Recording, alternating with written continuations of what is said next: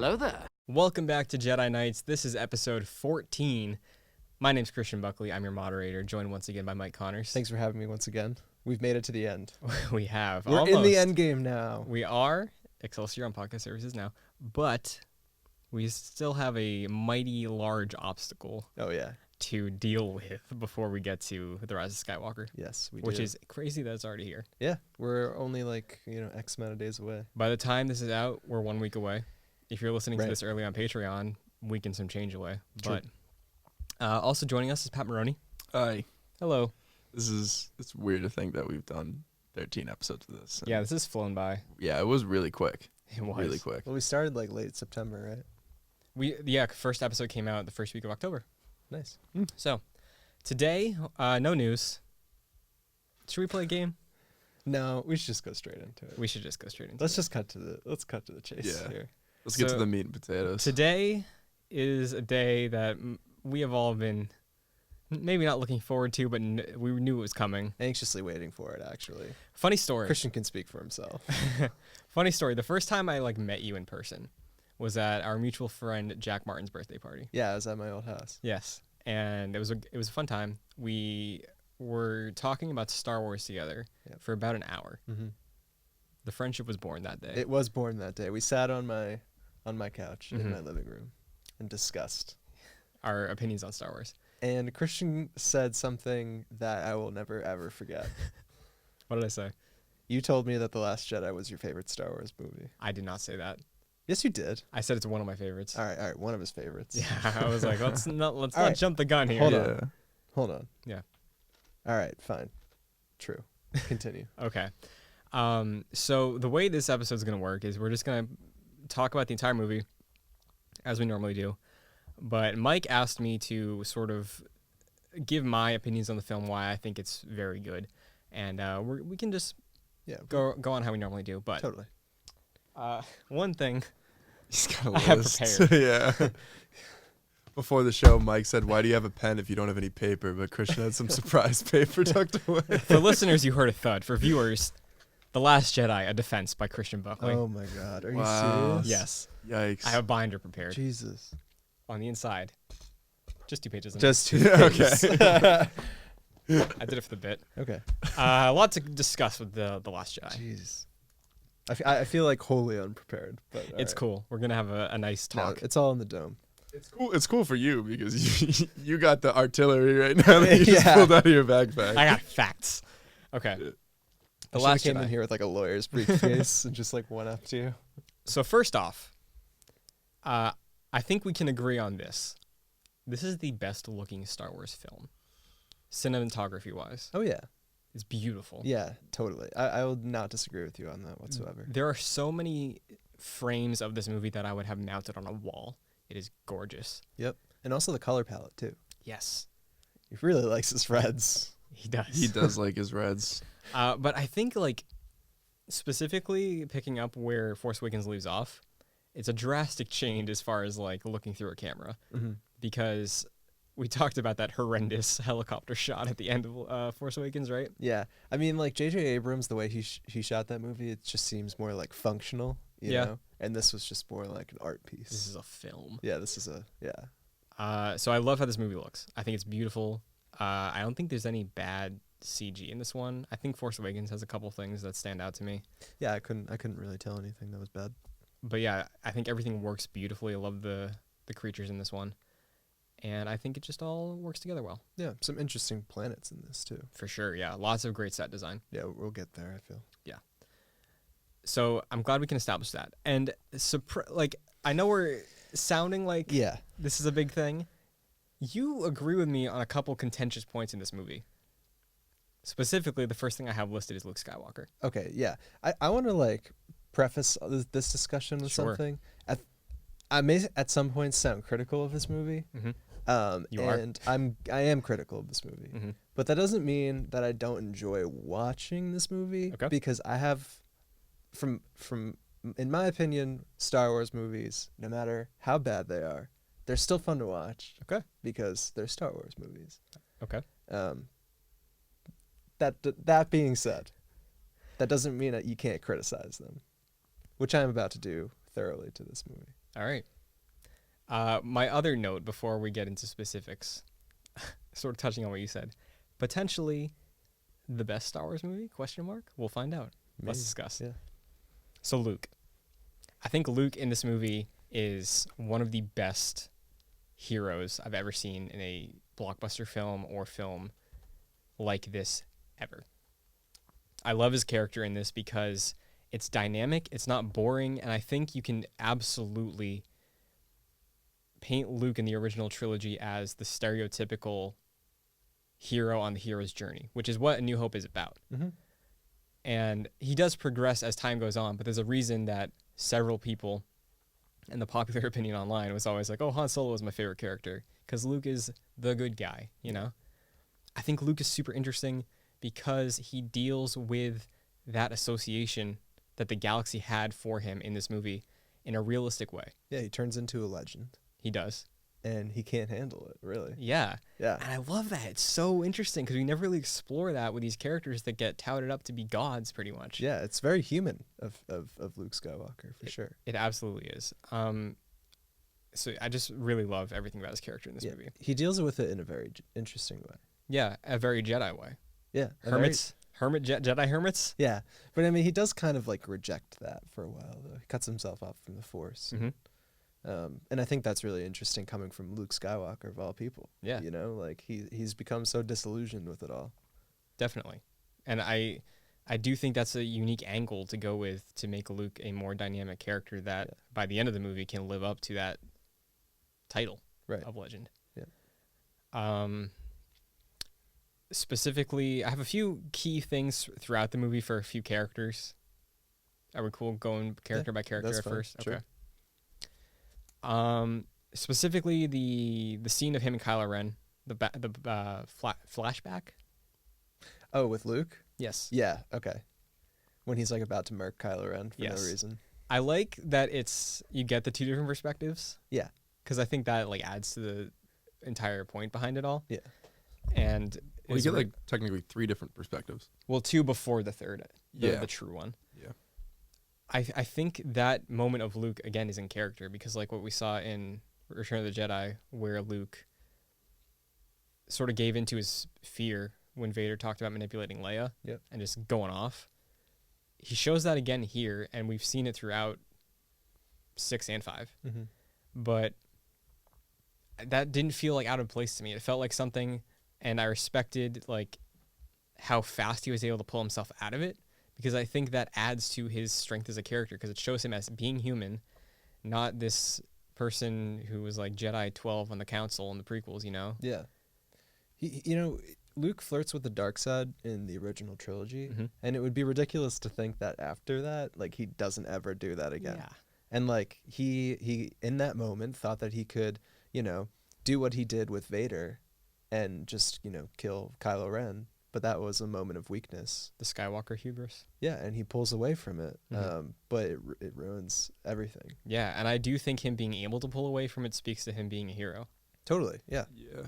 And can I also just chime in? Yeah, go for it. When I was talking with you about this, like, over the past 8 months, anytime we brought it up, I was firmly in like the camp that like that's not Luke. Luke wouldn't do that. But like, especially with this experience and sort of having you in my ear from the past, like that moment of weakness, the way it's portrayed, totally, like that's totally something I could see Luke Skywalker doing, especially after watching 6 again. It makes sense, yeah, and I think there are several instances throughout this movie of Luke realizing what a terrible thing the legend status can be, and that's why he thinks the Jedi should end. That's why Anakin shunned the Jedi and went to Palpatine. Didn't have the foresight to see that he was not doing any better by going to Palpatine. Yep. But I think with all that in mind, I think it just elevates Luke to be a way more dynamic character that I love. I do agree with that. I think I like the way that he was portrayed in this movie. Me too. One thing though, did you like how it all ended with him? His death? Yeah. I love that. Okay. Do you want to skip to that now, or what are we feeling? I mean, I don't know if you had more things about Luke specifically. Mostly, I have a couple things about Luke and Rey as far as like establishing Rey, but as far as Luke, how he exists in this movie, I really love what I've said so far. The scene with Yoda, incredible. The scene with him and Kylo Ren at the end, I really, really like. Yeah, that's good. Do you guys think it's weird that, like, just thinking about it now, like Vader, Kylo Ren, and Luke Skywalker, although throughout the series have all been at odds, they're all in the same camp essentially in this movie. They're all Skywalkers. They're all Skywalkers, Mm-hmm. but also like Luke's like Jedi Order needs to end. Darth Vader evidently ended the Jedi Order, and Kylo Ren is sort of preaching the entire time like we need to drop all this, leave Let it in the the past past. die. Yeah. Yeah. It's just weird that they all agree, yet everyone's still at odds with each other. Yeah, and I really like that aspect of the movie because it's even from the get-go when we see Poe talking with Hux over the comms. I think that scene specifically is illustrative of what Pat was just talking about, where it's both sides of this conflict in the galaxy, which pretty much isn't like a major conflict. Like the First Order is this rogue group of essentially separatists that are extremists that believe in the ways of the Empire that want to bring it back. So are the Resistance, though, in a way. Yeah, because the Resistance was the standing army for the Republic, kind of. They were like SEAL Team 6 for the Republic. They're like the special operations of the New Republic, Right. essentially. So destroying the New Republic leaves the Resistance on their own. So like they're kind of evenly matched at the start of this movie. Right. Yeah. So I like that at the beginning of it, you just have Poe and Hux like coming to a standstill, being like, let's talk for a second. Yeah. Because like what Pat said, they do have similar, their leadership at least has similar ideals, different methods, of course. Yeah. But I like that about this movie. I don't really like that whole interaction between Poe and So Hux. do you At just all. not like it because of the comedic part? Yeah, I think it doesn't work. I don't think it's Star Wars at all. And like, it just seems kind of juvenile. Like there's like a your mama joke in it for like no reason. Yeah. There's definitely a part of humor that like feels out of place with the like actual dialogue. Yeah. But I think with Poe's character, as we saw with Force Awakens, of him talking to Kylo Ren and like trying to ham it up to not show fear, like I think Poe is the character that would do that. But yeah, the dialogue's whatever. I don't know. It just seems a little heavy-handed to me. Okay. Like when Poe talks to Kylo Ren, like those jokes are just like witty enough that like it could be realistic. But in this situation, like I don't know. He's calling General Hux like General Hugs. Like, are you kidding me? I never picked up on that. That's funny though. That goes on for like a while. Yeah. Like that's it's I don't know. It's definitely a longer scene than it needed to be. Yeah, like right at the beginning of the movie too. And like rewatching Force Awakens, I was surprised with how little Hux had to do in that movie. He had his like basically Nazi speech, and that was like the highlight of him for Force Awakens in my head. Yeah. And he had a couple like passing moments to Kylo Ren to show their rivalry. But in this movie, he gets more, and I wouldn't say it's like out of character for him. It's just, I think he's always just been a weasel. He just gets tossed around in this movie. Yeah, I think that's pretty I was funny. about to say he gets worked, and somehow he's still got the confidence of like a dictator. Yeah. He's like, "You will listen to me," and then he just gets spanked on the ground. Like, Yeah. I love him getting thrown around. It's real funny. Snoke does it at the beginning. And Kylo Ren does it like more than once, right? Yeah, he chokes him. yeah, that Snoke one at the beginning was dope. Yeah. His faceplant dragged. But he just like made a mockery of I guess that's his character though. He's like he just wants to be the number one, but he's not gonna be. Yeah, and I do like how he exists against Kylo Ren. And I hope in Rise of Skywalker, in a fit of rage, Kylo Ren just kills him. Yeah, Hux has gotta die somehow. Just like not he gonna disagrees with him on something. He's just like, you know what? Slice him down. Sliced. He's very That'd be Draco Malfoy. Yeah, Yeah, he yeah. is. Even in the last one, he was like really in that like archetype, you know? Yeah.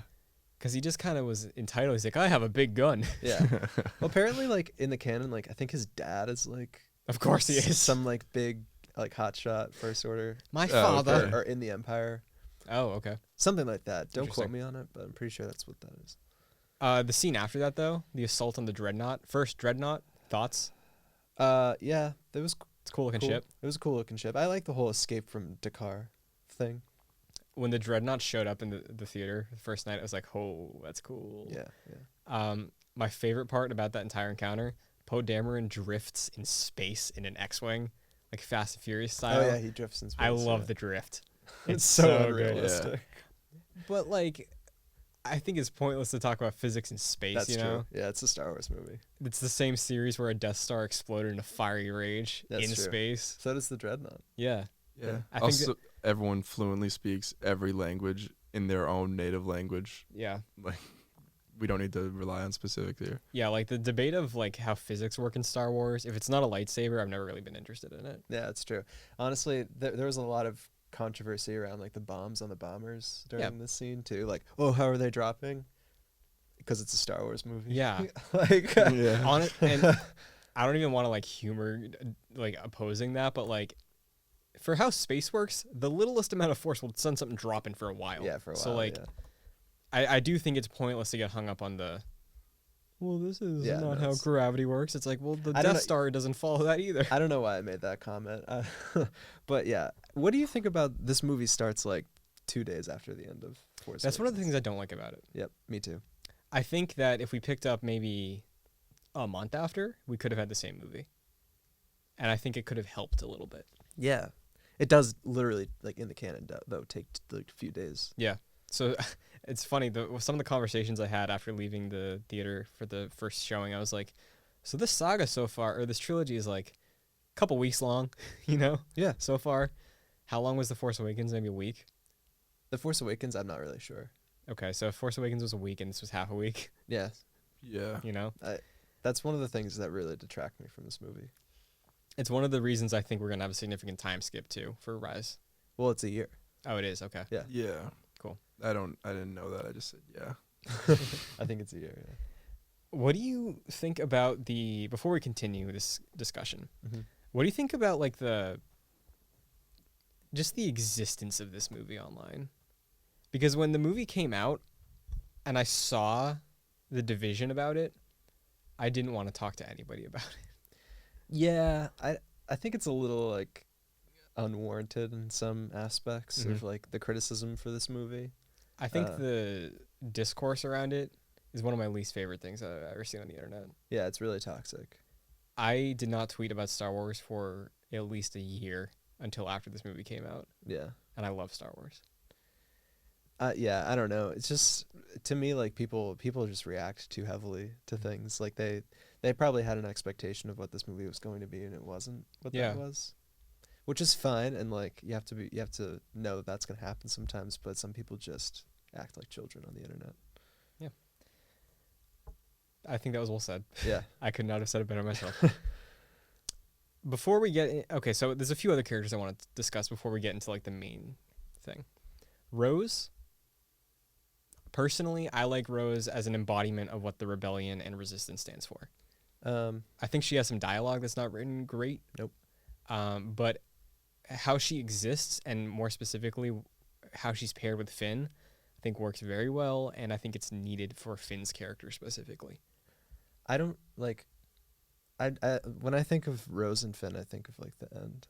Oh, the ending. The ending is the end of their arc is one of my things that I have under the goofy section.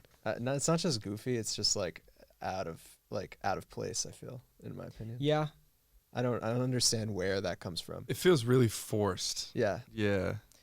No yeah. pun intended. Yeah. I can give a little more about why I think the Rose thing works with Finn. I don't know. She just like I understand. Like I empathize with her because her sister dies in the beginning of the movie. Mm-hmm. But other than that, like I just don't understand like her motive really. Like I think it's really comparable to Finn, and that's why I think they work together. Because at the beginning of the film, we see that she's working in maintenance for the lead ship of the Resistance fleet. Right. Her sister was in the line of fire. She was working as a bomber, risking her life. And Rose's character does come across at the beginning as timid, you know? totally. Yeah, she like holds Finn in like this. Yeah, and she doesn't talk to people much, and she's seemingly very introverted, and she works small scale, like behind the scenes. Yeah, it's like if a Resistance fangirl Sure. got recruited into like the top brass. I mean, I feel like that's how she's written when she gets introduced. yeah. The Finn, like that whole thing. Yeah, the Resistance hero. Yeah. Yeah. But I think that works because Finn similarly was in a position of, in the First Order, like in his upbringing, in this conflict, he was very, again, behind the scenes. He was custodian. He kind of got thrown into the fight for no reason and didn't have something to fight for.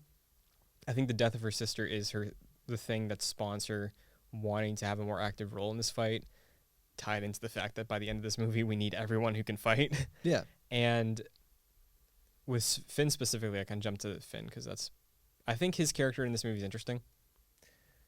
I think there are more interesting characters, but I think he's more interesting in this movie than he was in the last one. Okay. Because the last one, I think in the last movie, I love Finn. He's one of my favorite characters in this new trilogy. Okay. But a lot of his entire existence in that movie came down to being a coward and just wanting to help Rey, just to help Rey. Okay. But in this movie, he went on a journey with Rose, who again I think is the embodiment of the Resistance. So pairing him with those ideals, having him to see a mission through to the end that is doomed from the start, if I'm being completely honest, I think that makes sense. And when we end the film and he does attempt to take one for the team, it makes it believable because Finn's been running the entire time. Yeah, I mean, he's been running the entire time, and he tries to run at the beginning of this movie too. But the whole thing at the end when he tries to sacrifice himself and then he doesn't because Rose steps in and intervenes. Mm-hmm. I know it's supposed to symbolize he's totally converted himself from the person who wants to run to the person who wants to, be in the Resistance and help out for a cause greater than himself. Mm-hmm. But that shift doesn't happen there for him. It happens way earlier in the movie. Yeah. But I mean it's just, I feel it doesn't carry that same emotional weight because he's already made that decision and he goes through the entire movie and has already made it. I wouldn't necessarily agree with that. Okay. Because I think he realizes when Poe signs off on this mission that nobody knows about, that Poe did not have the foresight to see it was going to end horribly. I think him going on this journey, he has to face defeat a couple times before they meet Benicio del Toro. He's distracted by all of this. He realizes there's more horrors in the galaxy on Canto Bight with the slavery and pretty much war profiteering. Mm-hmm. But once he meets Benicio del Toro, he's like, this is the best we have. And on their journey back, it's not developed a ton, I don't think, but there is a sense of him realizing that there's complexities to how this conflict works. And it's one side, Benicio del Toro is he can play both sides, and Finn is in the role to play both sides because he was First Order, now he's Resistance. And in Force Awakens, he was kind of just looking out for himself. Yeah. But now, seeing what that life can lead to with BDT, I think that's part of the thing that spurs him on, again, with failing on the Snoke's ship, to make him commit to the cause. And then the final nail in the coffin is when he does go to sacrifice himself. I guess. I mean, when he meets Benicio del Toro, though, the reason why he went there in the first place is because he's committed himself to the cause, right? He was gonna leave, and now he's just all amped up to go and fight for the Resistance and stuff, and that's why they leave to go on Canto Bight. Well, half the reason too was because he wanted to save Rey. That's true. That was his motivation at that point. But on the return trip, when Snoke's ship was being destroyed, I think that's when the shift happened, because when he got the chance to live again, when the axe was removed from him, mm-hmm. and he faced off against Phasma, I think that's when the shift happened of him realizing that he has a role to play in the Resistance fight that's not just for himself or his friends. Okay. And I think same thing with Rose, because after that she's like, oh, there's not many of us left. Everyone is kind of in that position. Yeah, so I mean, I guess what you're saying is they're faced with their end essentially. Yeah, and their motivations change along the way. Yeah, I think you're right in saying that he does make a choice before the moment happens where he goes to sacrifice himself. Yeah, but the reason he's doing it is what changes over his arc. I guess I can see that. Can Can I say something that I think Mike will agree with? I'm not so sure about you, Christian. Okay. I'm like 50-50 on you. Would you guys way rather have seen more of Finn and Poe as opposed to Finn and Rose? Because I like the dynamic between Finn and Poe, and I just kind of wish that existed more in the movie. Yeah, definitely. I just like I don't really see the reason to have Rose in this movie, to be honest. Yeah, I agree. She's like a fine character, but like not my favorite, obviously. They put a lot of emphasis on like, it's not even like a romantic lead. It's like a romantic side. You know what I mean? Yeah. Because they're kind of, I feel like they're horizontal to the story, but they're the main part of the story, but they're not quite. Also, you guys get any like weird like vibes from Finn and Rey? Like, he's definitely got like a romantic interest in her. Well, that's what I was alluding to when I was talking about Force Awakens Finn. Like, his thing was just trying to like not hook up with Rey, but be like, oh, I'm here for you because you're the only one who looks at me this way. Yeah, and then like Rose swoops in and just like completely. Yeah, I don't know what they're doing with Finn right now. Yeah, it's really Yeah. weird. I don't understand it. Like I just don't really. I'm not convinced. I guess I'm just not convinced by like. Well, Finn doesn't seem convinced either because he looks so confused when she kisses him. Yeah, well, I'm just not convinced with his entire like arc in this movie, I guess. Okay. I think to the point, Pat, you brought up, if he was paired with Poe, I think you have a really different Finn by the end of this movie. And I think pairing him with Poe wouldn't have gotten to him to the point where he is this I'm bleeding for the Resistance character. Well, Poe sort of made that same transformation, did he not? Because he had his own arc he was dealing with. He had to learn that to be a general, he has to like be part of the system, which I don't necessarily love as an idea to preach, but because I do think like Poe having instinct is important to the character, and I don't think he lost that at all. But learning the lesson of being a leader requires more than just the breakneck make or break decision. I think if you paired him with Poe in the movie we have now, I think both of them end up in different spots than where they ended in this movie. And as far as where the two of them end, as far as like Finn believing in the Resistance cause and Poe sort of acting as the heir to lead the Resistance at this point, I think everything that happened serviced that character growth, in my opinion. So we're talking about Poe now. Yeah, I just was Yeah. trying to tie it to the Finn. Transition. Yeah, I mean, honestly, like, I just want to go back and say, like, Finn, in my opinion, like, I guess the way I read him throughout The Force Awakens was that he was, like, sort of, like, low-key committed to the Resistance. So, like, when all this stuff happens, it doesn't really necessarily convince me. On the other hand, Poe's arc, I think, is really interesting. Yeah. I really like how it's just him learning how to become a leader, I love Poe's arc in this movie. like you're saying. Yeah. Yeah. And understanding that, like, it's not all about him, and he's not the center of it. Yeah. Like, he's got to make decisions that aren't as instinctual, even though that is his nature. For sure. And I think balancing that instinctive pilot nature with the wisdom of a general, we're going to have a very interesting Poe in the next movie that I can't wait to see. Yeah, I mean, like, it's just him learning, like how to, like, take a step back and, Yeah. like, think of the broader Exactly. implications Yeah. of things. And I think Poe needed the Resistance plot in this movie probably more than Finn needed the connection with Rose to tie him to the Resistance. Mm-hmm. I do think every arc these characters go through is important for their overall story they're telling here. But with Poe specifically, he was supposed to die and he disappeared for like half an hour in that last movie, Yeah, right? that's true. Yeah. So what is he as a character at the end of the last movie? He's a cool pilot. They're all just kind of, like, at the end of the last movie, they're all just kind of caricatures of Yeah. themselves. Yeah. Which is fine, because they have to have some sort of baseline. Yeah, and I mean, I'd say Poe even more so because we don't get much time with him in the Right, last one. yeah, he's just kind of like the ace pilot. Yeah. Yeah. So him having this movie and him facing the opposition of commanding officers and that entire plot, Yeah. thinking he's doing the right thing but really not thinking it through. Also, like, I just love the relationship on screen that he has with Leia.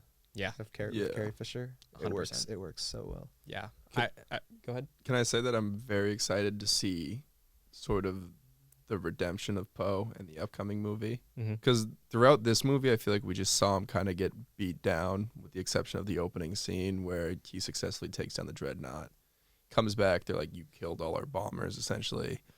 Demoted. His mutiny, he gets demoted. His mutiny fails, and then his mission with the sand skaters, I don't know what those ships are called specifically, also kind of results in failure.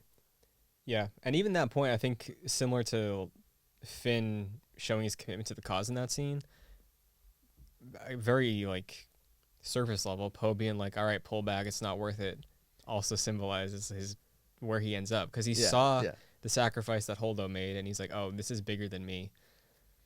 I don't like how it's the exact same situation though. Same scene. Yeah, like essentially.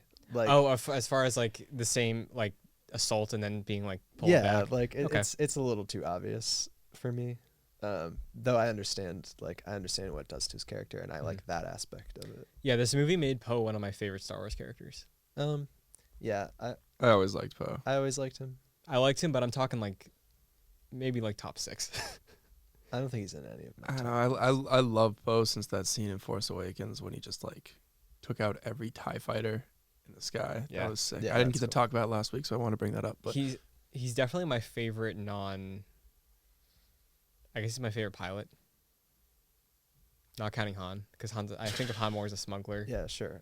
Because we've had discussions about Wedge. Like favorite X-wing pilot. Yeah. I'd like to see him in the cockpit of the Falcon though. I hope he gets that's to pilot something that that happens thing, in this next movie. Yeah, that would be cool. I know Rey kind of inherited it, but like seeing Poe fly that thing, at least as like shotgun. Yeah. Yeah, I just want him in the cockpit at some point. Resistance is about him, right? Or he's in there. Yeah, he's in it. I actually watched the first episode last night. Is it good? I heard it wasn't. It's not that good. Okay, well, I don't so need to watch far, that. I mean, I haven't really gotten that far into it, but Oscar Isaac does voice Poe That's really cool. in the cartoon. Yeah, and I think from interviews, it seems like he really likes his character, so I'd love to see him do more Poe. Yeah, it would be cool. Imagine if we got a new Rogue Squadron game. Yeah, it's just Poe Dameron. Black Leader, Poe Dameron. Yeah. Oscar Cool. Isaac, that'd be sweet. Okay, well, what else do we have about Poe on this list? So Leia specifically is on her way to retirement, it seems like, in this movie, and they, of course, Carrie Fisher is no longer with us, so whatever role she has to play in 9, pretty sure she's taken a back seat within the first half hour. Oh yeah, she's not going to be in the movie that much, I don't think. Yeah, I bet it's a goodbye scene, and maybe she fades away because she got Force power. Yeah, it's true. Do you want to talk about the Force scene with her? Uh-huh. So I have a column for these notes. Me and Mike just made the same exact face at each other. It's in bold, like every other title I want to go through on here, called Goofy. Mm-hmm. The Leia scene, I don't have a problem with like the lore implications about it, because of course she's Darth Vader's child. She's gonna have some Force thing. If her life's in danger, she's gonna be able to access it. We already know from the original trilogy that she can use the Force. Right. It does look silly.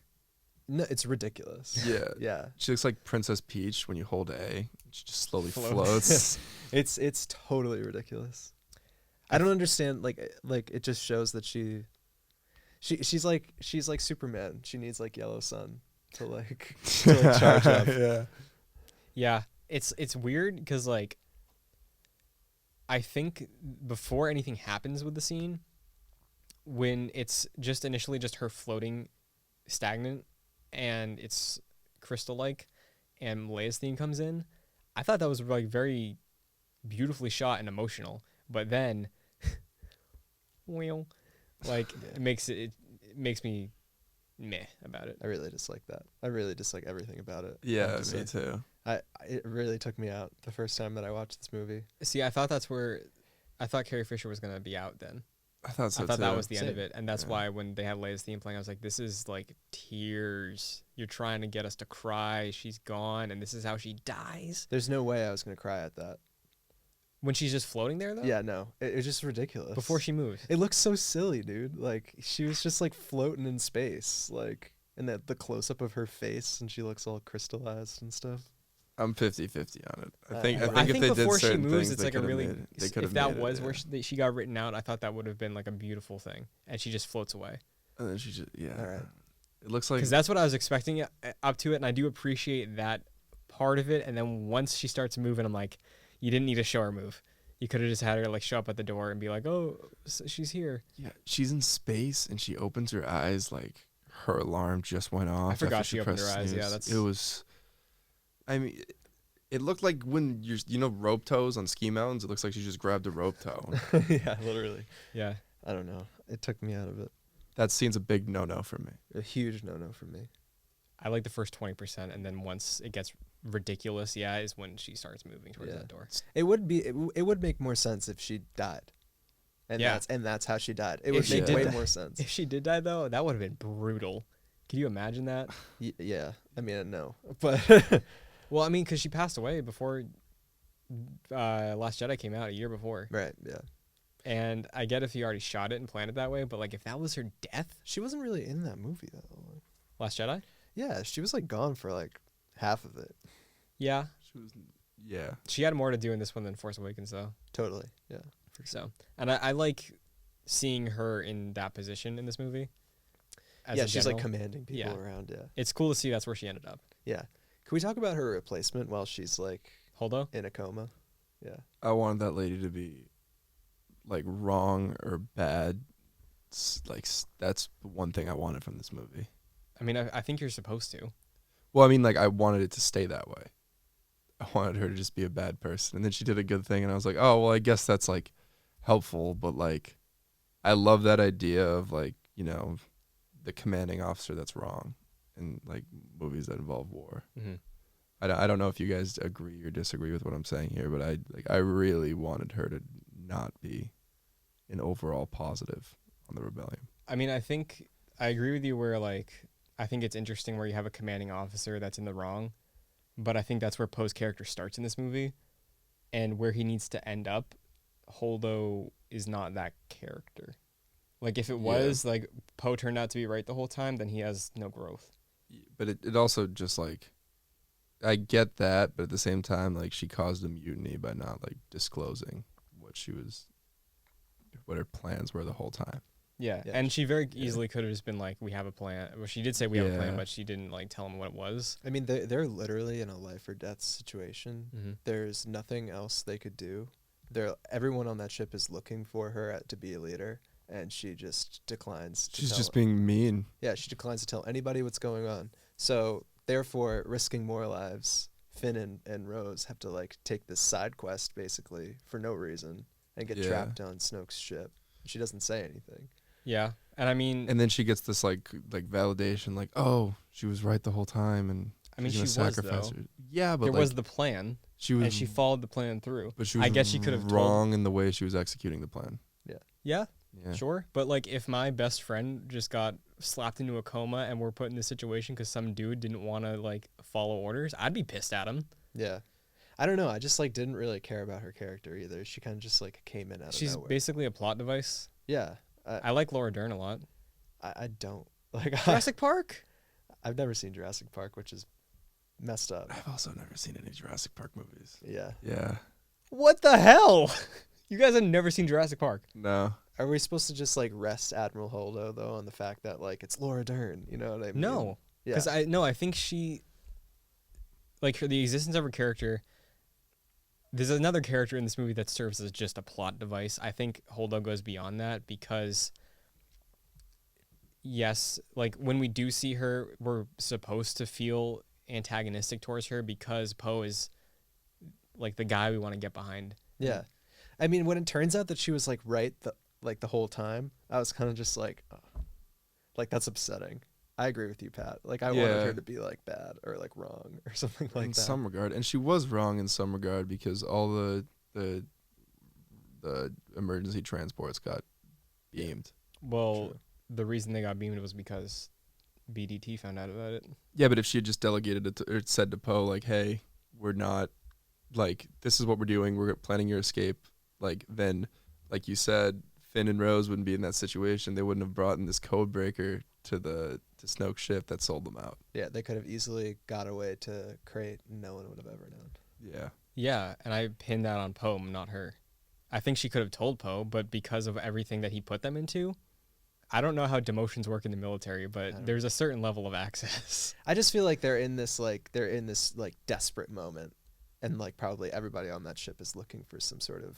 Yeah, it shouldn't be like a need to know basis at that point. Yeah, she should just be like, listen, guys. Clearly, like, it did because someone else on the First Order found out about it very easily. The only reason why though, like Poe goes behind her back is because like she wasn't upfront with them to begin with, almost. Yeah, like, and she didn't need to be because he put them in this situation. That's how I read it, at least. Yeah, but she shouldn't have. She should have been like petty with Poe.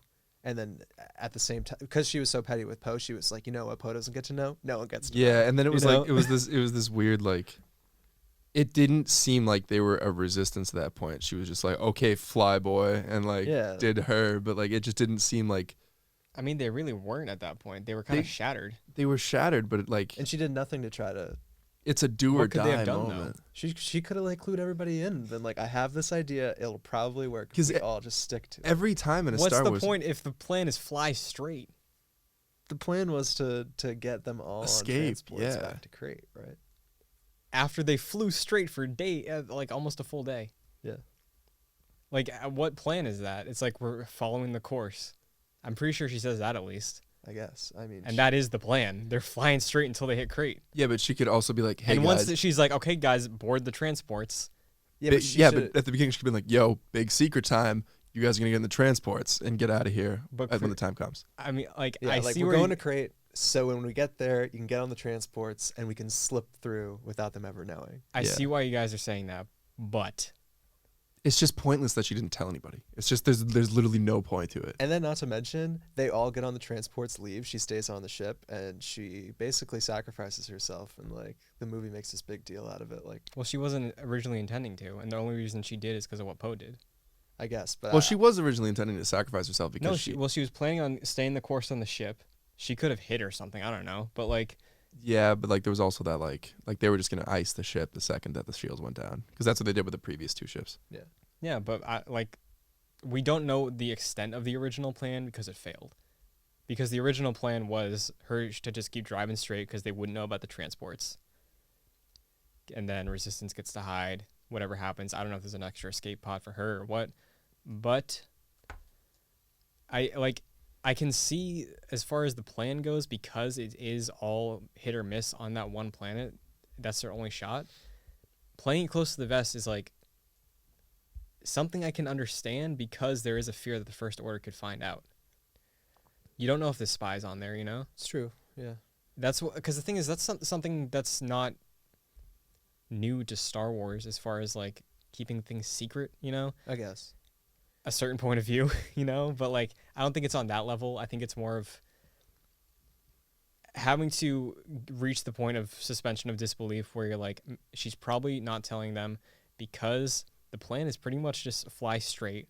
People are probably going to think that's a bad idea. Mm-hmm. And there's a chance if we do go the route of saying, hey, everybody, transports, you risk that information coming into the First Order that's right on your ass. Well, another thing that like That's what I look I at see. it. I see it. I see that, but another thing that like just like is a pretzel in my brain is she gave the transports order, but didn't explain why that would work, which led to the mutiny in the first place. Like we got to that point of her giving the order, Yeah. she kept the secret the whole time, but then she was like, just get on the transports and go. And obviously Poe, who's an experienced pilot, was like, these things aren't armed. They're right behind us. We can't do that. And that's what led to the whole mutiny. If she had just been like, I'm going to keep this ship on course. This is the lead ship. They're tracking us. You guys will be able to escape. Like the whole thing would have been avoided.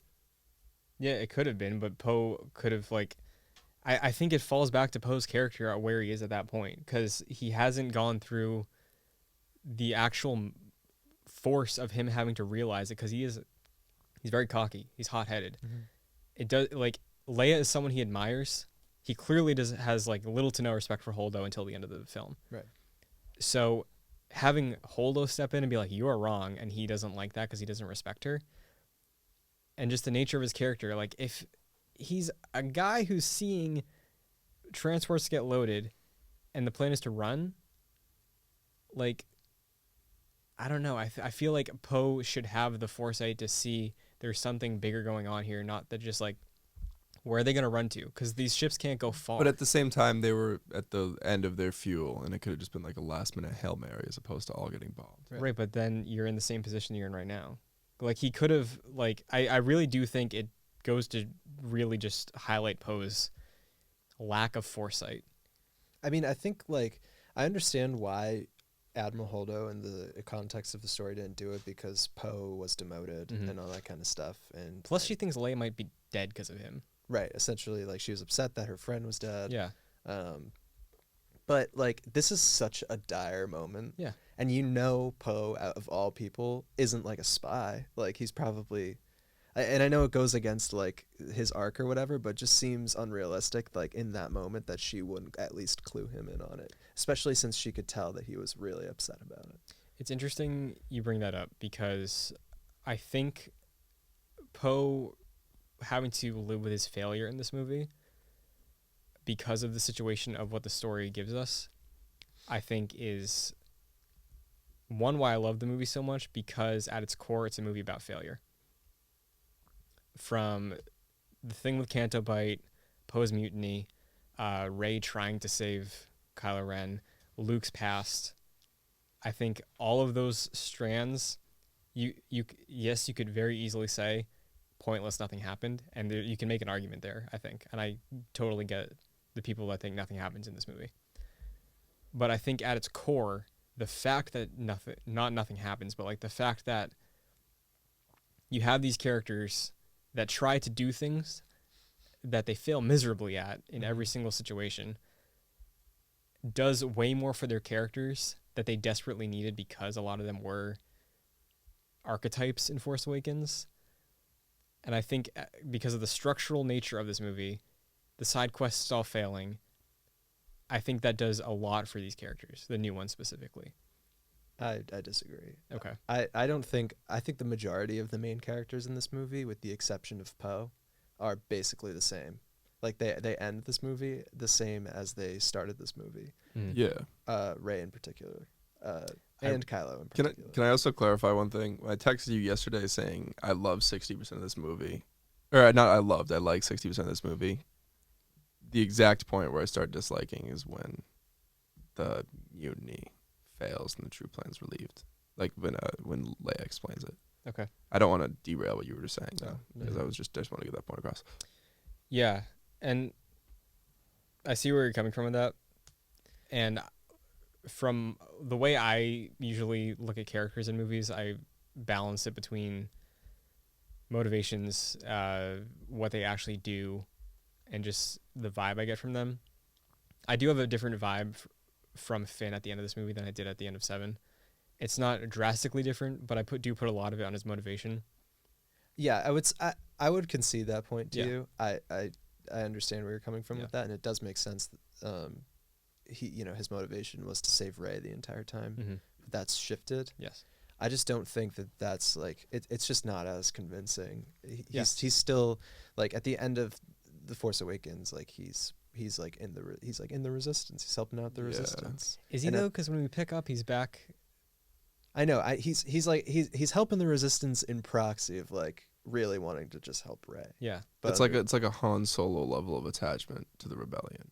Yeah. I guess with Finn, yeah. Definitely. Yeah, and I think by the end of this movie, everything that happens is the thing that pushes him to like actually commit to the cause that we talked about. But to me, like that's just not enough. I wanted to see more. Yeah. Like so what's different about Finn from the end of The Force Awakens? He's just like extra committed to the Resistance now.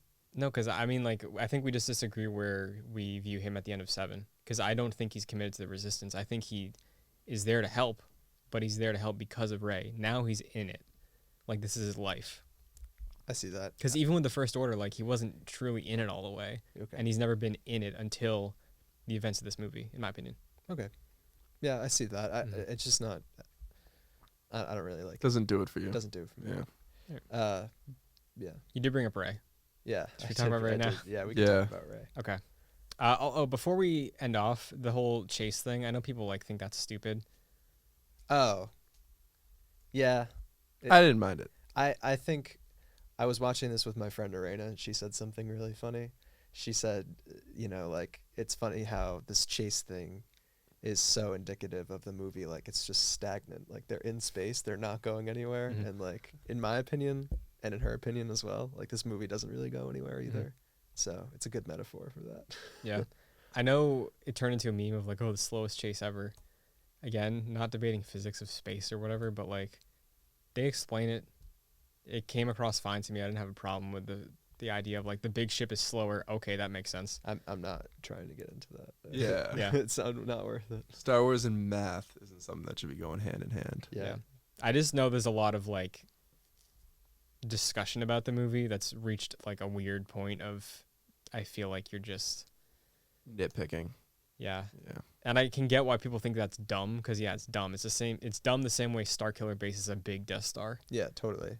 but it's not a big deal. That's the movie we have. My whole thing with it is just like I just really don't like how it, like they're only like this movie takes place within a day, essentially. Like, Yeah. a day or 2 days, Mm-hmm. Yeah. and it takes place a few days after the end of The Force Awakens. Yeah, like stepping away from it all with that in mind, Yeah. that's the main thing I don't like about this trilogy. They're on this ship in space like for an entire movie. Mm-hmm. Like they don't ever leave, like except for the very end. Yeah. And that's just really annoying to me. What would you say the central plot of the movie is, though? Like, as far as which plot line we're following? Because I think it's Rey and Kylo, and I feel like the Resistance plot is parallel, less of an emphasis. But I don't have that hang up because I don't think, like, when I go to this movie, that's not the main thing I'm thinking about, so it's not a big deal to me. I think the Rey and Kylo plot also kind of plays into that like stagnant feel because they're either in one of two places, like in a blended way. You know what I Yeah. mean? Like Rey goes to Kylo, but the entire interaction they had was through some weird Force FaceTime where they were both in either the Jedi Island or Snoke's ship. Force timing. Force timing. That's good. Was I that didn't original? I didn't come up with that. Ah. Could have branded that. Yeah, no. Sorry, guys. Yeah, I think I disagree there, and I think it's just honestly, I think this is the same reason I like Guardians of the Galaxy 2. Slight tangent, Mm-hmm. because with movies like this, I appreciate more the character nuance and interaction and growth more than the actual moment to moment. Like, this is the scenario. It's more about how the characters act in the scenario for me. Yeah. Because I never really get hung up on those things in movies. This might just be me accepting too much, but like in a lot of cases when I feel like people get hung up on plot holes or things like that, when I'm watching a movie, not just The Last Jedi, Yeah. like if they tell me something and in my head I can make it make sense with everything else, I'm cool with it. And the thing I take away from movies most often is the characters. Yeah. So, speaking of, unless you had something to add. No, go for it. Rey. I think when we pick up with Rey, it's continuing her where we leave off with her, as far as what her vibe is right now, what her attitude is, what her feeling about the situation is. Because we literally pick up at the end of the movie. Yeah, totally. It's just like very seamlessly. Yeah. Better cameras. Yeah, better cameras. Significantly better cameras. Yeah. Everyone looks slightly older. A little bit. Yeah, what do you think about, because last week I was like, they all look young, and you didn't see it, but do you think they look a little older now? From watching Force Awakens closely. Yeah, I see it a little bit now. Yeah. Where would you, I would like you to start with Rey. Okay. Well, the first thing that kind of pops into my mind is just like that first scene where she hands Luke the lightsaber and he throws it over his shoulder. Now I know it's not really Rey, but she goes through that entire like first act of the movie where she's just following Luke around and like he's just ignoring her. I mean, what else is she supposed to do? That's I that's her totally mission. get that. Yeah. Yeah, I get it. But Yeah. it takes a while though for Luke to be like, all right, fine, like I'll train you or whatever. Yeah. And I think that's more in service of Luke than anything else. Yeah. As far as establishing him. Yeah. But it just wastes a lot of time, in my opinion. Yeah, they could have shortened it. Yeah. I didn't have a problem with it, but I see what you're saying. Also, does he really even train her? I was about to get to that. Yeah. So there are really no training scenes in this movie. Yeah. I disagree. I think if we want to talk combat first, I haven't checked this, But I think there is more instances so far in this trilogy of Rey training with a lightsaber than Luke ever did. Because doing those exercises counts. Because lightsaber combat is about being agile. I would count that personally. Plus her fight with Kylo Ren. Luke never fought anybody with a lightsaber in 4. Yeah, but I mean, like, this needs to all be viewed in the context that, like, the end of The Force Awakens was, like, 3 days before. Yeah. And that she leaves Octo, like, a day later. I also and she held her own against Kylo at the end, though. Yeah. I don't have a gripe with that because, like, it's evident from the beginning of Force Awakens that she is, like, well-versed in fighting with a staff. Yeah. Like, she clearly has had to get into some scrums, especially with the lifestyle she's living, so it's not too hard for me to believe that she's capable with a lightsaber. Yeah. Yeah. Finn was. He picked it up and, like, wrangled it around him. You know? She's just really, really proficient with it, though. Is she, though? She's just got the juice, man. Yeah, but, like, I just think, I don't know, like, it really comes back to, like, the whole timeline thing for me. This happens within, like, a week. Yeah.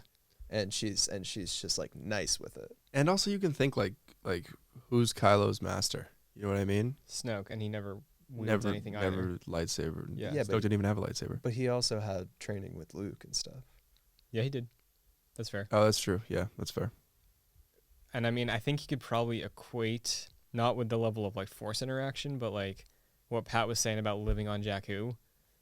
Having to fend for yourself and you're the only person you can rely on, I think you can probably say that she's built up enough of a combat thing with her than Kylo did for, what, like 5 years with Luke, maybe? Yeah. She dusted those guys that were trying to steal BB-8.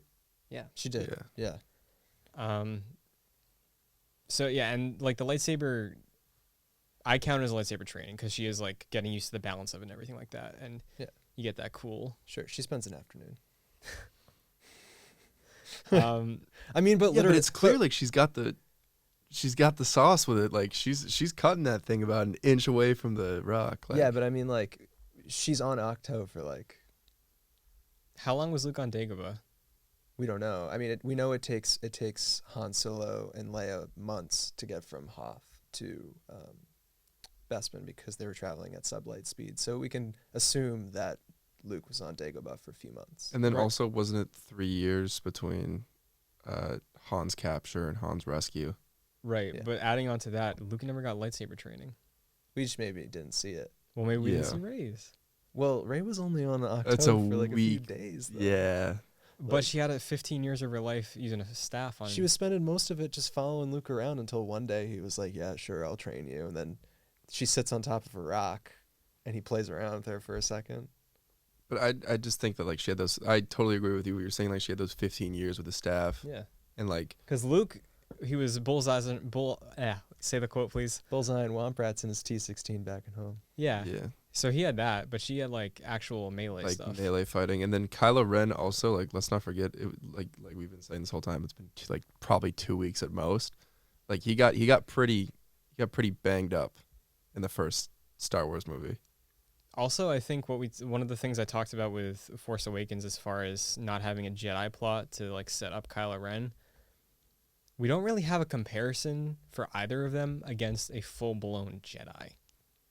You know, Right. it's all in context of the two of them, and Because that's really all that exists. yeah, and I think that was a deliberate choice from Seven to keep the past out of it. So it's like, this is Kylo Ren, this is the level he's at. We don't know how comparable he is to Vader or anybody else, because he's not opposing people the way Vader did. Same with Rey. She's like, if Kylo Ren is the threat and we can't gauge Kylo Ren, I think it's hard to gauge Rey on how powerful she is. She definitely has like enhanced force powers. Yeah. Like she's definitely unique in that way, and this movie does a really good job like kind of solidifying that. Like I think one of the notes I had for Luke, not to cut you off, but I'm adding to your point. Yeah. Luke, I think in his fear of Rey and with Snoke's, I guess, lust for bringing her into the dark, I think that establishes what you were saying about her power. Mm-hmm. Because several times Snoke, who was the plot device I was talking about earlier, we can get to him. Snoke, with his status, I guess, and Luke with his status that we've seen, fearing Rey, not knowing how to like mold her to be the Jedi that Luke was supposed to create, I think puts her and Kylo Ren on an equal level. Snoke straight up says your equal is rising in the light as you are in the dark. Mm-hmm. So I think if you do want to put weight behind him and Luke compares it to Kylo, I've never seen this raw strength before since Ben Solo. That's enough for me. I get if it's not for you. Yeah. But the dialogue and like the math in my head from that last movie and this one makes it enough for me. I guess it just doesn't. I disagree. It's not enough for me. I would have liked to seen her struggle, or not struggle, but at least train more. I would have loved more, like a training montage. Would have loved that. I mean, it would like clear up a bit. Like I don't know. You just don't see any of it. Mm-hmm. Yeah, because I do think she does struggle, same way she did in 7, as far as like accepting who she is. And again, the hubris of the Jedi shows up again because she thinks she can save Ben, but lacking foresight once again, she doesn't realize that he's playing her the same way. Yeah. Can we all agree on one thing though? Well, There's been a lot of agreeing today. That Rey Kylo versus like what 20 guards. That was sick. Like that was just visually cool to watch. Yeah, no, it's wicked cool. Let me see if we can jump to that. I just wanted to make sure I covered the stuff I want to say about Rey. I want to say something about Rey. Sure. I don't feel like she struggles really at all through this movie. How? I see how she struggles with. Okay, I want to amend the statement and say I see how she struggles with who she is and like her identity, mm-hmm. and like who her parents are and like what's home to her and like who her family is. Yeah. But like in terms of like her, like there's nothing that like holds her back. Like she doesn't fail at all during this movie. Which she fails miserably trying to get Ben. They work together to wipe out that room, sure, but Ben's the one who kills Snoke, and she thinks she knows him well enough, or she's good enough to bring him into the light like Luke brought Vader, and she's clearly not because she fails miserably. But that's more in service to just Ben Solo's character than to hers. But she still fails. If she succeeded to be in service to her character. Did she fail miserably? Yeah. I feel like that like he killed Snoke, and in that sense he's taken a step closer to the light. Nah, dude. Are you kidding me? Because we can get to the Snoke he part. Just wanted to leave it all behind though. No, he wanted. He got kind of kitty cornered back into that because Rey said no, but from what it seemed that he just didn't want. He's like, the past has done me wrong. I don't want to be a part of this system anymore. I want to start my own thing. Yeah, but do you think that guy is gonna be like the savior of the galaxy? I don't think he's gonna be a savior of the galaxy, but I don't think he's gonna be, the next Palpatine. I mean, I can see him. Thinks he does, but he's not going to be. I can see him being one of those like, what's the word for those Jedis? They got the Gray white. Jedi? Yeah, Gray Jedi. I could totally see that sort of situation. They dance around Gray Jedi as a concept a lot in this movie. Yeah. So, one of the biggest things with Star Wars for me is that like on a very surface level, it's very clearly black and white, like good versus evil, right? Mm-hmm. And like that struggle that, some like Jedi feel the pull to the dark side, and this trilogy kind of flipped it on its head, saying like, oh, like bad guys feel the pull to the light mm-hmm. too. I don't see Rey struggling with that at all. Like I see her like that cave calling to her, mm-hmm. and like she goes down there and like nothing happens. Like I mean, I don't understand that entire sequence. I think it's just a different type of character because I think Luke makes sense as having that conflict of light and dark, like Anakin did, because that's part of his bloodline. Rey, I think her internal conflict is different because I do think that she wants to, like as time goes on, she wants to fill this role because at first her main conflict is just figuring out who she is and what her place is because she's terrified of the Force. She talks to Luke in the tree with the books. She's like, something woke up. I don't know what it is. I don't know what to do. Help. Like, and the acting there, Daisy Ridley, great job because I really think she sells that fear. Yeah, I like Daisy Ridley. She's a great actor. Yeah, and I like that for me. I think does more for her character than it being someone who struggles with light or dark, because I know Star Wars does always, or in the past few trilogies, falls to like coming back and forth on the scale of light and dark. I mean, that's like literally why George, like that was the main philosophical like reasoning of the first Star Wars movie. And that's why Rey's not a Skywalker. Because Ben Solo is the Skywalker of this trilogy, and he's the one who is struggling. No, I have a very like, I don't know, I want to say unpopular opinion. I don't think this trilogy is about Rey. I mean, as far as classic Star Wars, like you're talking about the Lucas ideals, yes. Well, this is a part of the Skywalker saga. Yeah. As far as we know, as far as we know, Rey's not a Skywalker. Mm-hmm. Everything that she does seems to be in service of like Kylo Ren's character arc, overall character arc. Honestly, a lot of they're like literally in this movie, they're two sides of the same coin. They're tied together. Literally, yeah, I see that. But I mean, it's just for me, like Kylo Ren as a character is just way more convincing and like way more interesting. Yeah, he's my favorite character of this trilogy. Yeah, I don't really empathize with Rey for some reason. Like, I don't think her like being confused about who her parents are is compelling enough of a reason. I don't really rest it on that. I rest it more on the fact that she's aimless at the beginning of it all, and she doesn't know what to do. But she has this immense duty thrown on her because she is the heir to the Jedi, essentially. She doesn't know what to do with it. Yeah, I like that part of her. I can see where your disappointment comes in of not having a struggle with the light or dark, because that's kind of what Star Wars at its core has always been. Mm-hmm. And I do think we get that with Ben. He's just not the forefront character. Yeah. And I think that's going to... There's been several chances where we can like bleed into 9 in this discussion, I think. But I do think Ben is going to be the one who gets redeemed at the end, and he's going to be the one that finally kills Sidious. Yeah, I have my own predictions on how we'll get to those next week. 9 ends. And it does have a big emphasis on Ben Solo. Yeah. Just because I think that's how the last 2 movies have set it up. Yeah. To me, like it just feels as though Rey hasn't changed at all since where she begins this movie, other than like, oh, I guess I'm just like super committed to the light side now, you know? Like I haven't struggled with anything, and I really haven't failed. As far as like struggling with the light and dark aspect of it, yeah. And I understand that you disagree with me saying that she hasn't failed. Yeah. Because I'm looking at it from a different perspective, not necessarily the Star Warsiness of it, more so the character struggle. I just don't. Yeah, I don't know. It depends on like what you value more. Yeah, I guess it's just like, to me, like the whole struggle that she has with like understanding who she is and like who her parents are. Like, I don't understand how any of that even matters. To her, she's on this completely like new quest. Like, we had Luke completely put that away in like 2 seconds. Yeah, and I think in A New Hope. Yeah. It's just I don't really.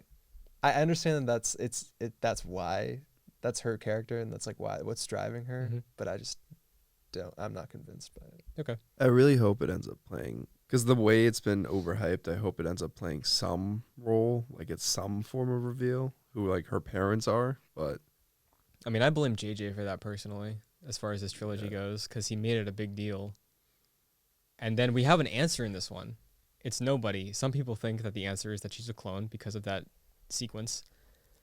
But I think we get a good enough answer that I would have been fine with leaving off on. But 9, I think JJ might be scared and be like, "Oh no, sorry, she's a Kenobi." I think she has to have some sort of connection. I think JJ should retcon that. Yeah. Why though? Because it's not about her. It's about Ben. Yeah, but I mean, like it was played up to be this like huge thing, and then it's just nothing. And she like goes through all of that like internal like. That internal quest for like absolutely nothing, and she's exactly where she was when it started. I think she's gonna be Baby Yoda grown up. I don't want to harp on it too much more. No, yeah, but I guess closing off on that, what you were just saying about her heritage, I guess, I think that because of what we were talking about with Ben Solo. And I do think the Skywalker line is the one that has to be redeemed through him, because Luke failed. Gets a chance to redeem himself, but probably not like in his heart, you know, because he still knows that Kylo Ren was his doing. Yeah. I think that Rey existing as just a force of the Force. Maybe that's what happened. I know there's a theory about that she just came to life as the Force to bring balance. Oh, That's a thing, that's you know? a thing, I guess. I mean, that's kind of what happened with Anakin. I know Yeah. Sidious had manipulation of it, but like he still came into existence as a force of nature for this prophecy. Mm-hmm. So if it gets too skewed towards the dark, because Kylo Ren is that legacy that gets brought to the dark, Mother Nature, the Force autocorrects. I guess it's just like my whole problem with this movie, and it's gonna sound like really bad, but like I guess I was just expecting it to go a different way than it did in terms of like the characters, and that was really disappointing to me. So Yeah, and I get that side of it, because this movie is definitely not what people thought it would be leaving off on 7.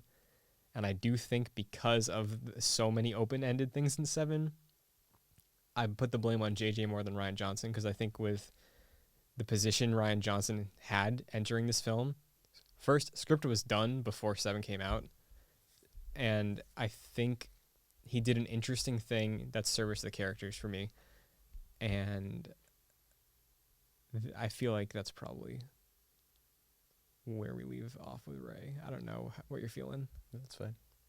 unless you have anything else to add. I don't really have anything else to add Okay. about Rey. I think I've made the thoughts clear. Do you want to talk about Snoke? Sure. I don't like Snoke. I think he's boring. He's very boring. He doesn't mean anything. He doesn't. I'm glad he's in here to service Kylo Ren. We can hop back to something Pat said a few minutes ago about Kylo Ren and his murder of Snoke. First off, what do you think of that entire throne room scene? You like it, right? Oh yeah, Yeah. the throne room scene is cool. I love it. It's Yeah. great. I would have wished like Snoke got to Rey a little bit more, but you know we stopped talking about that. That is similar to Rey using the Force and the lightsaber in 7. Still get chills on this part. Are you talking about like that? when the Force theme swells and then she catches it and stands up and they look at each other? Yeah, he like ignites it in the red. Yeah, Red on the his back to face. back. Yeah, that's Yeah. sick. Chills. That was cool. Love that scene so much. I also like that whole build up as like sort He's of turning the yeah, lightsaber. Kylo Ren outsmarting him Yeah. through the Force. Like he turns his lightsaber to strike down his true enemy. Mm-hmm. Like that was cool. Yeah, I do like Rey and Kylo's relationship in this. Are you a Reyla shipper? Yeah. Oh yeah, huge time. I have no opinion either way. You don't. I feel the tension in this movie, especially in the elevator. Oof.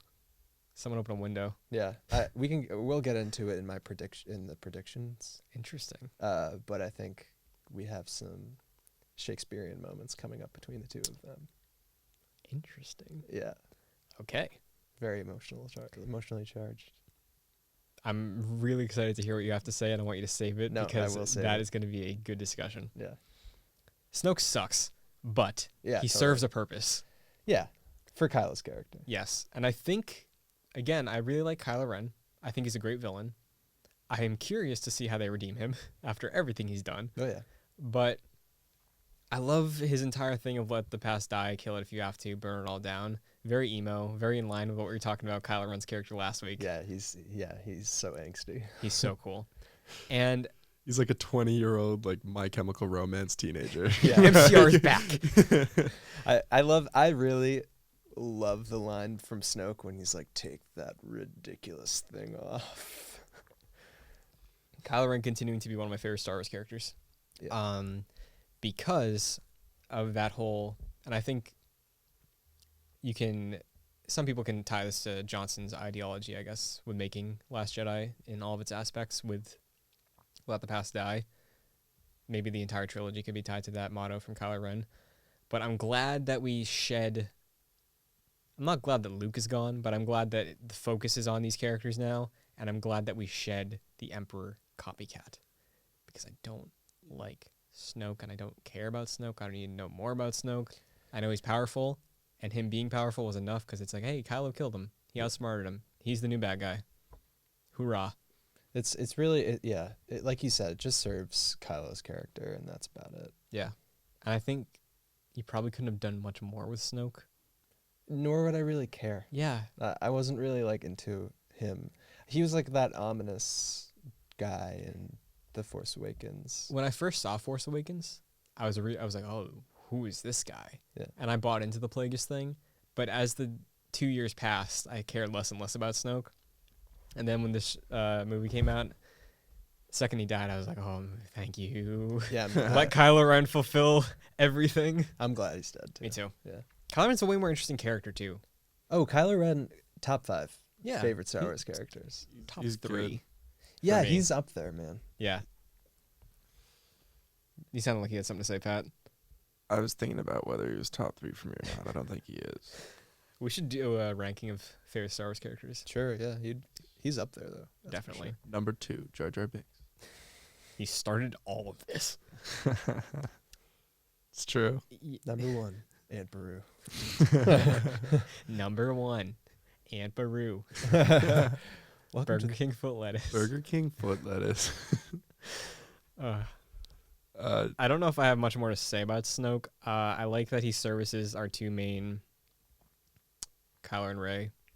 He elevates both of sucks. them. Yeah, I like how he's the one behind the Force timing. Yeah, that's kind of when the moment snaps for Kylo Ren too. He like puts 2 and 2 together. He's like, he doesn't take me seriously. Yeah, But yeah, I love his death. yeah, no, it's a good One of the best deaths in Star Wars. for sure. The close up on his. That's a little too Yeah. much. It's a little over the top, but I Yeah. like it. He got timbered, dude. He Just did. chopped right down. Yeah, he got owned.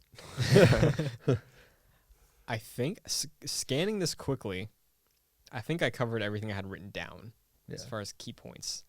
And I think we've had a very good conversation so far. We have a little bit of time to spare. Yeah. What are your favorite parts of this movie, Mike? Because I know you do enjoy some of it. You enjoy watching it, you said. I do enjoy watching it. This is an unpopular opinion. One of my favorite parts of this movie is Canto Bite. I really like Canto Bite. I like Canto Bite too. It's I'm like surprised that you're saying this. This makes me happy. yeah, no, I do like that. I think it's mostly from the music. I think the music Okay. of Canto Bite. Are you with, talking like, about the this- casino? Yeah. Yeah, Yeah. like the steel drums and like the music and stuff. It's very weird. I like what we kind of talked about at the top of how taking a step back and looking at this conflict, it's not like a major thing, you know, because the Republic's gone, so it's more balanced of like troop size at the start of the movie. It's funny seeing all these basically war profiteers just having a grand old time, Yeah, super just far away from the chilling. conflict while these two sides like tear into each other. Yeah, it's a bit of social commentary on Star Wars. And I liked it. I like it too. That's why I like Canto Bite. Yeah. It shows that seedier side of the universe a Yeah. little bit. And I think it handles politics like that in an interesting way because as much as I love Palpatine, the prequels, this feels prequel-y in some ways. Would you say? I think the Canto Bite scene especially feels the most prequel. That's what I was talking about, yeah. yeah.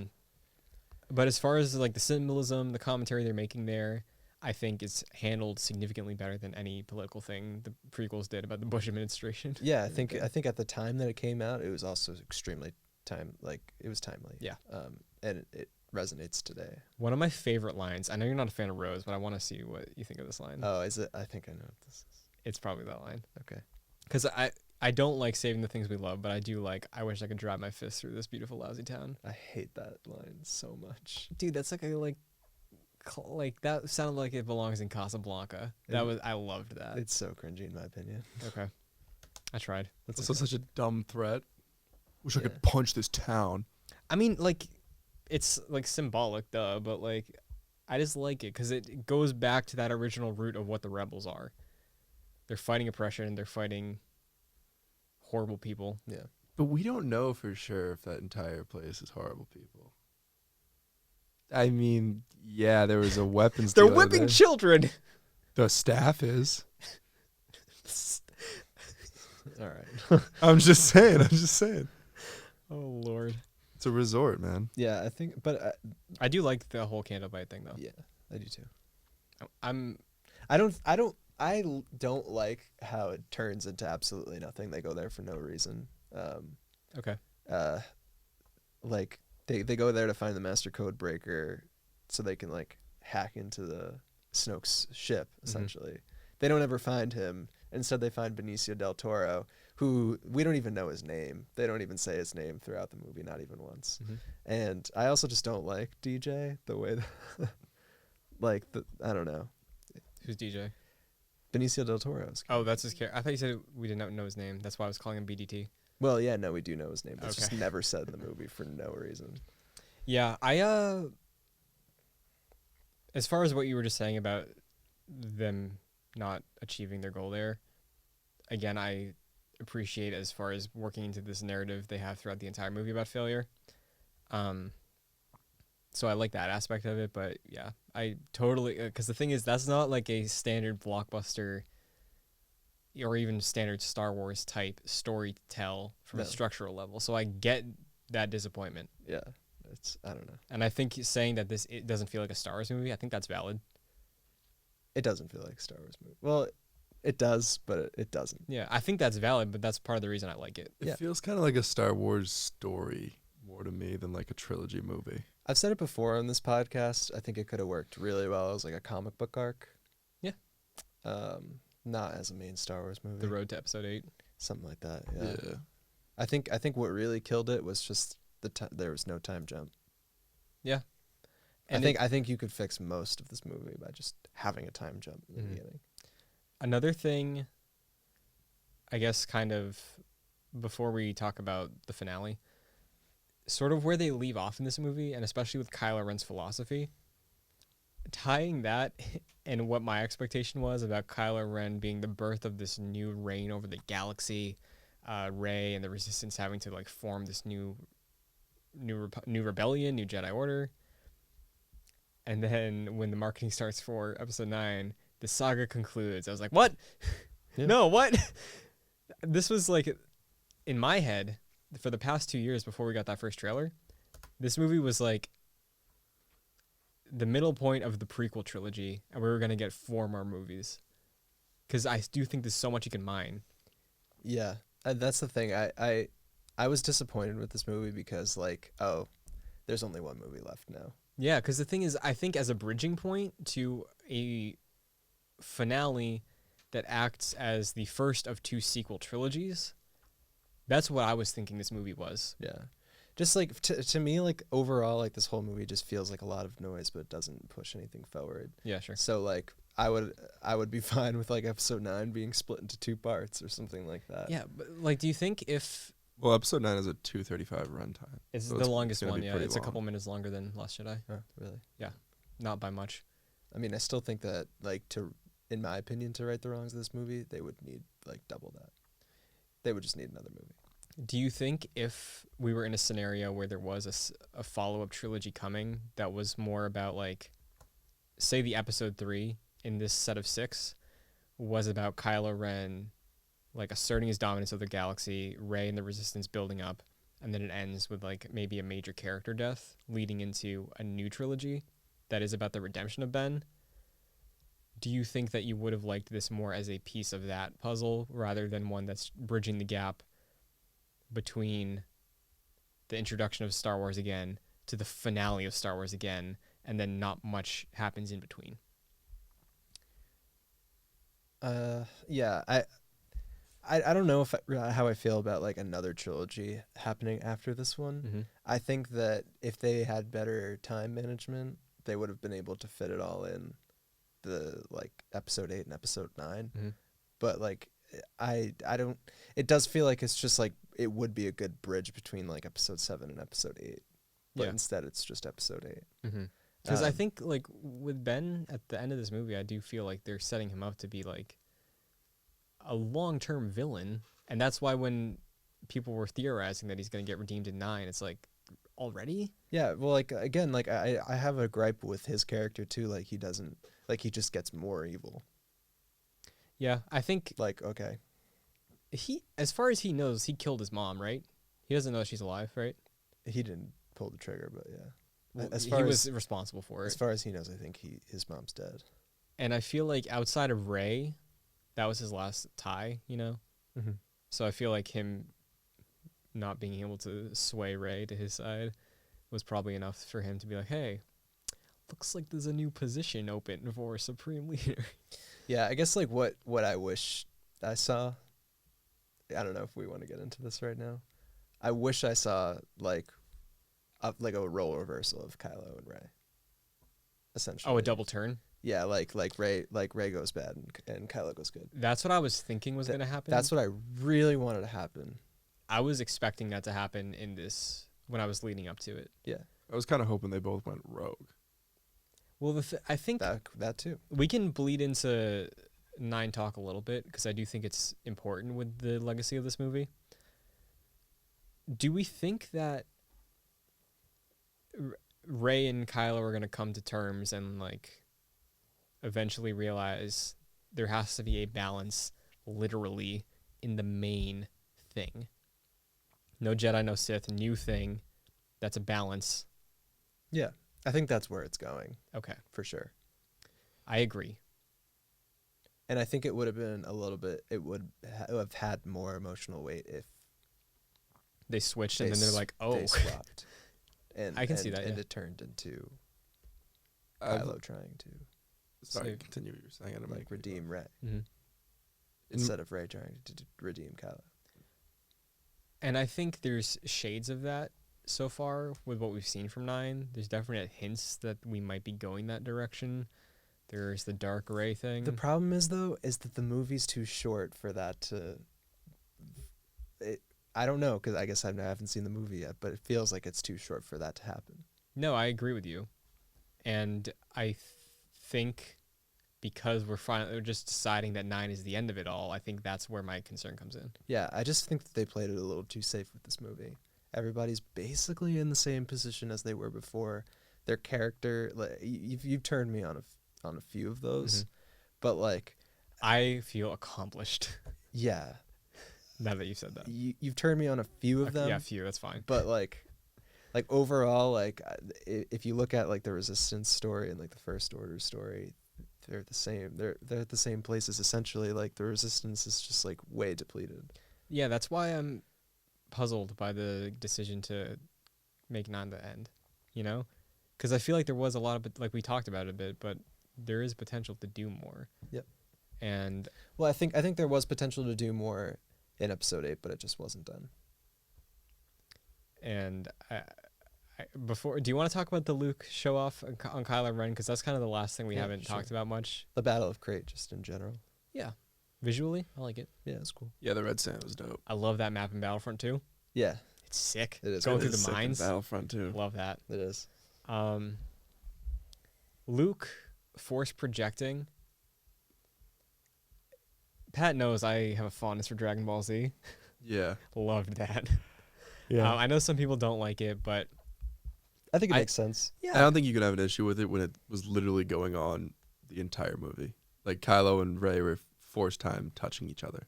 Yeah. Oh yeah. I don't think there's any way that you can be like, that's not possible. I think it's just like now, just another feature of the Force. Yeah, and I think it's like it doesn't add a lot necessarily, but like it speaks to the power of Luke Skywalker, I think. Yeah.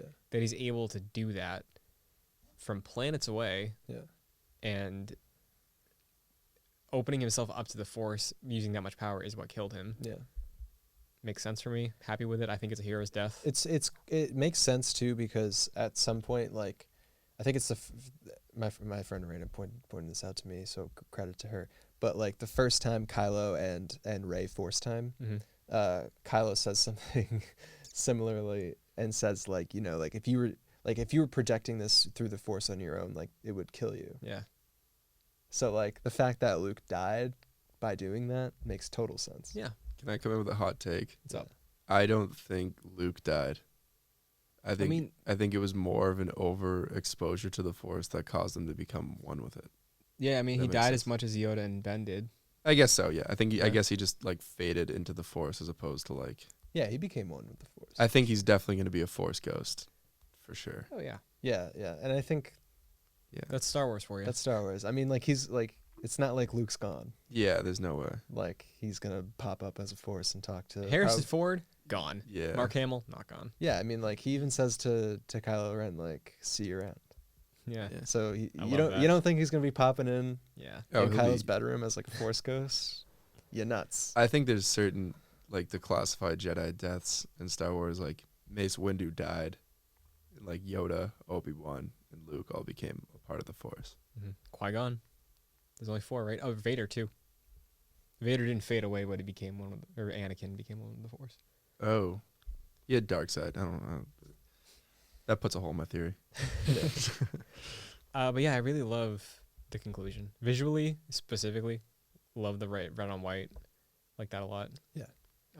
I love that shot of before anything pops off of Leia with like her face covered and then it's just like snowing salt or whatever. Yeah. I really like that shot. It's pretty cool. I think the concept for the planet is really unique. Yeah, definitely. Yeah, it was cool. And I think Adam Driver, like this is like, man, like apex Adam Driver right here. Like he just like acts the crap out of this movie. I'm sure you are. Yeah. I love that. Like, what does he say to Luke? He's like, "Why'd you come here to tell me to tell me that you're sorry or something like that?" Or Yeah. to ask for my forgiveness. Yeah. Mm-hmm. That entire encounter, the two of them bouncing off each other. Did you realize that something was up? Because they do give you hints. The first time I watched it, I was like, "Why does Luke have that lightsaber? Why is his hair shorter?" Mm-hmm. I didn't pick up on the fact that his feet didn't track up any red the first Me either, time. yeah. But you know, I was like, that's not. There's something up with that. I like that encounter too. It's not necessarily a lightsaber battle, but I do like that face-off. Yeah, it's definitely good. It feeds Kylo Ren's character. He just gets more pissed. Yeah. I love that finale. Yeah, it's great. Does that cover Last Jedi? Does that wrap up? Yeah. Let me check the time because I've got a stopwatch running. Let's see how long this went. Hour and a half. Okay. Not as Yeah. long as I was expecting. I mean, I think we covered the bases though. We did. We had a civil discourse. Before we talked about that Luke thing, I had a hot take locked and loaded, but I forgot what it was. Oh no. So, do you want to rank it? Yeah, let's rank it. All right. Let's do it. I think it might be fun if I go last because I probably have it the highest. And we can see how high I have it. What are we thinking? Wait, say that again. Sorry. I was going to say, I think it might be fun if I go last because I probably have it highest out of all of us Okay. Yeah, that's to fine. see where it lands. So wait, how many movies are there? 9. 10 There now. are 10 now. Oh, there are 10 movies now. Yeah. Okay. Who wants to go first? Me. Yeah, you go for it. All right. So at number 10, Attack of the Clones. Number 9, The Last Jedi. Number 8, Solo. Number 7, Phantom Menace. Number 6, Rogue One. 5, A New Hope. 4, Revenge of the Sith. 3, The Force Awakens. 2, Return of the Jedi. And 1, Empire Strikes Back. Nice. Pat, what about you? Also, you have to rank Force Awakens. Yeah, it's in here. Okay. Yeah. 10, Phantom Menace. 9, Attack of the Clones. 8, Rogue One. 7, Force Awakens. 6, Revenge of the Sith. 5, A New Hope. 4, Return of the Jedi. 3, Solo. 2, Force Awakens. 1, Empire. Can you repeat where you put Last Jedi? I missed it. I put Force Awakens twice. I'm an idiot. Last Jedi is number 7. Okay. Yeah, sorry about that. All right. Number 10 is The Phantom Menace for me. Number 9 is Attack of the Clones. Number 8 is Rogue One. 7 is Solo. 6 is Star Wars. 5 is Revenge of the Sith. 4 is The Force Awakens. 3 is Return of the Jedi. 2 is The Last Jedi. And 1 is Empire. All right. Last night, like you said, very good movie to enjoy watching. Oh yeah, I enjoy watching all these movies. Yeah. This was like my 4th or 5th time watching this movie, I think. Yeah, it's probably like my 5th or 6th. And I think if you took the nostalgia and like me growing up with Empire Strikes Back, depending on the day, I could probably put Last Jedi and Empire at number 1. Yeah. But there is so much of that nostalgia there with Empire that gives it the edge for me. Yeah. I mean, I don't think it's really a surprise where I placed Yeah. The Last Jedi. So Yeah. that was our Last Jedi episode. Much more civil than I was expecting to be. And I think we agreed on more than we were expecting to. I think so. You know, like I said before, like I enjoy watching this movie. Yeah. I enjoy watching all the Star Wars movies. Mm-hmm. This is just one of my least favorite. Before we like wrap up, since you say you enjoy watching most of them, if you had to like, I'm not gonna make you rank like score them all, but like out of 10, do you think any dip below a 6? Mm-hmm. Interesting. Okay. A lot of them.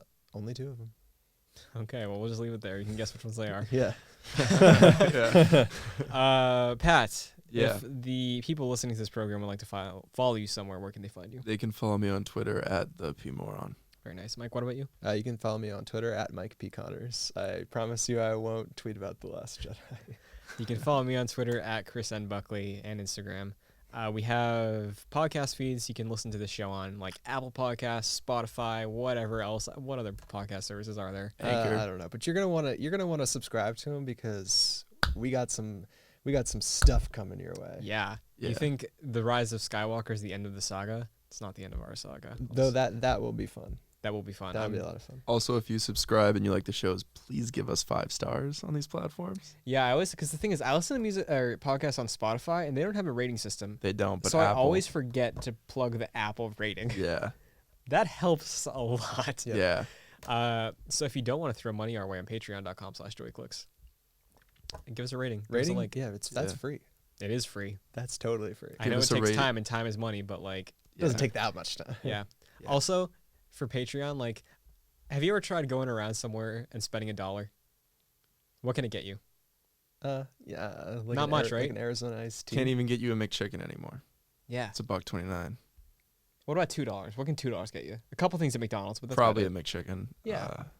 But nothing else. Yeah, that's about it. Yeah, if I tried to go off in this college town and spend only $2, I could get nothing. You'd give $2 to a homeless person. Probably. You could, and Yeah. that would be a very. It's a way more Nice noble. thing to do. Yeah. It's a way more noble thing. But you could also spend $2 and get this podcast a couple days early. Thanks, Pat. Yeah, my bad. Pat's like coming up with like all these alternatives for $2. Yeah. It's my Here are all ADD. the other places. Before we sign off, next week at some point, expect predictions for Star Wars: The Rise of Skywalker. It's going to be going up on the channel and podcast feeds. It's been a ride watching all these movies. It has been, and I have really enjoyed this viewing more than most, I think, for the Star Wars saga. Oh yeah, totally. Yeah. So we have one more in the can before season 1 wraps up. Yeah, Let's just say that. let's just say that. Yeah. But That's probably the most cynical you'll ever see me on this podcast. we'll see. We'll see. We'll see when We'll see. Rise of Skywalker finishes. But until then, we're fine. Everything's fine. How are you? May the force be with you. Love you guys. General Kenobi.